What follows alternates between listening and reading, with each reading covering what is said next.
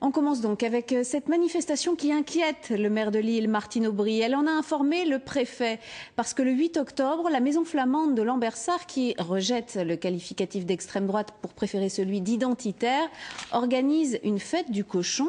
Des militants de toute la France sont attendus pour une manifestation. À Lyon, en mai dernier, des incidents avaient émaillé un rassemblement du même type. Explication de Corinne Péot.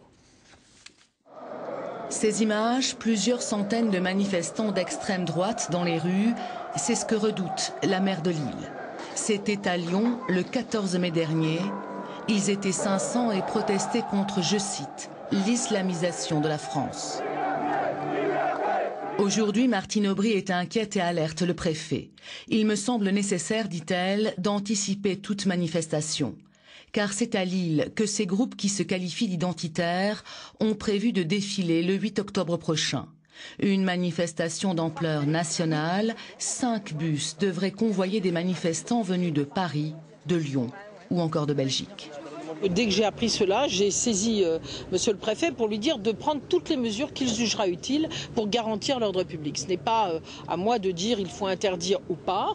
Je lui ai dit je ne veux pas qu'il y ait de voix, de haine, d'intolérance dans ma ville. À l'initiative de ce rendez-vous, l'association de jeunes de la controversée maison flamande de Lambersart, qui s'érige régulièrement contre ce qu'elle appelle l'islamisation et la mondialisation de la France. Pour l'instant, cette manifestation n'a toujours pas été déclarée à la préfecture comme la loi le demande. Le préfet suit évidemment le dossier de très près.